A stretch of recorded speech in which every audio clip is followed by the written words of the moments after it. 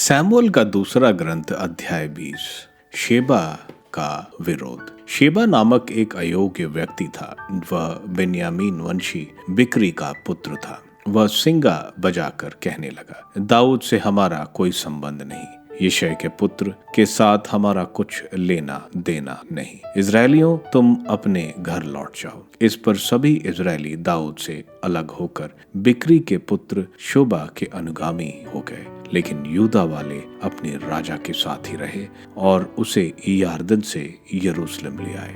जब दाऊद ने यरूशलेम में अपने महल में प्रवेश किया तो उसने उन 10 उपपत्नियों को भी सुरक्षित घर में रख दिया जिन्हें वह महल की देख रेख करने छोड़ गया था। उसने उनके खाने पीने का प्रबंध कर दिया, परंतु वह उनके पास नहीं गया। वह अपनी मृत्यु तक विधवा का जीवन बिताते हुए अपने घर में कैद रही।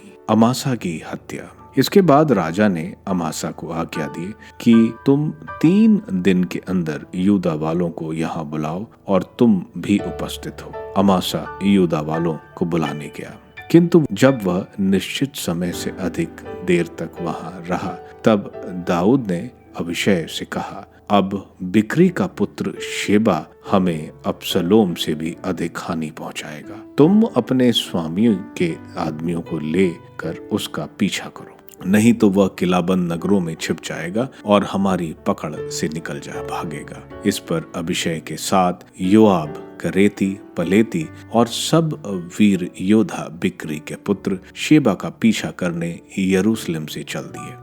वे गिबोन के बड़े पत्थर के पास पहुंचे ही थे कि अमासा उधर से उनके पास आया। योआब अपने सैनिक वस्त्र पहने था, उसकी कमर में म्यान सहित तलवार लटकी रही थी। जब वो आगे झुका तो तलवार म्यान से गिर गई।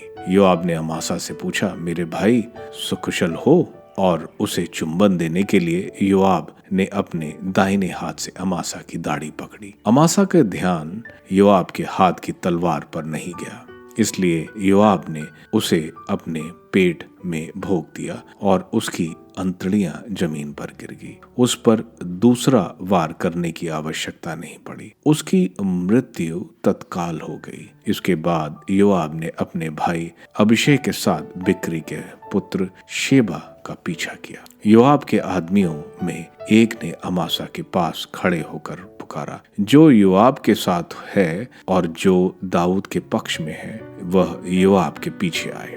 अमासा खून से लथपथ होकर लौटते लौटते मार्ग पर पड़ा था। जब उस आदमी ने देखा कि सब लोग अमासा को देखकर रुक जाते हैं तो उसने अमासा को मार्ग से हटाकर खेत में घसीटा और उसको एक वस्त्र से ढक दिया। उसे मार्ग से हटाने के बाद सब कोई बिक्री के पुत्र शेबा का पीछा करने के लिए योआब के पीछे पीछे चल दिए। शेबा की मृत्यु। शेबा इजराइल के सब वंशों को पार कर बेत माका के अबेल आ गया। बिक्री के सभी पक्षधार एकत्रित होकर उसके पीछे हो लिए। योआब के सब लोगों ने आकर उसे बेत माका के अबेल में घेर लिया। उन्होंने नगर के विरुद्ध मोर्चाबंदी की जो किले की दीवार तक थी और दीवार को गिराने का प्रयत्न किया। तब एक बुद्धिमती स्त्री ने नगर से पुकारा, सुनो सुनो, योआब को इधर आने के लिए कहो, मैं उससे बातचीत करना चाहती हूँ। वह उस स्त्री के पास गया तो वह पूछने लगी, क्या तुम ही योआब हो? उसने उत्तर दिया, हाँ मैं ही हूँ। तब वो बोली, अपनी इस दासी की बात पर ध्यान दो। उसने कहा, मैं सुन रहा हूँ। वो बोली, प्राचीन काल में यह कहावत थी कि सलाह लेनी हो तो आबेल जाओ, और लोग इस प्रकार अपनी समस्या का समाधान करते थे। हम तो शांति प्रिय और ईमानदार इजरायली हैं। तुम एक ऐसे नगर का विनाश करना चाहते हो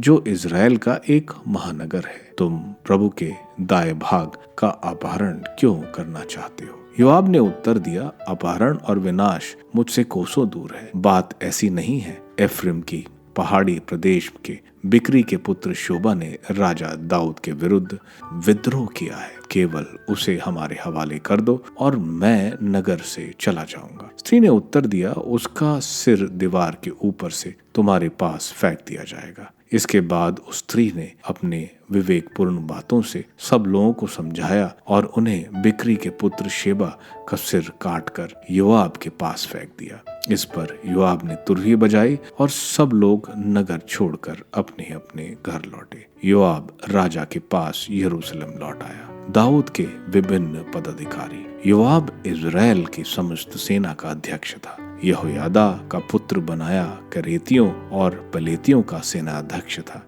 अदोराम बगैरियों का अध्यक्ष था। अहिलूद का पुत्र यशोफात अभिलेखी था। यशा सचिव था। सादोक और एबियातर याजक थे। यारी इरा दाऊद का याजक था।